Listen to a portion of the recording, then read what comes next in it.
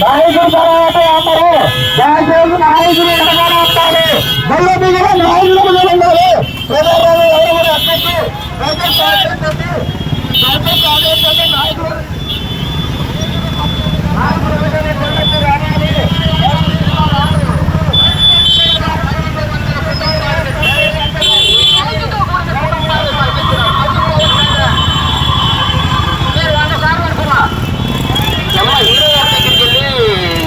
నాయకులు అబద్ధం చెప్తే సెట్ చేస్తాం అనుకుంటా.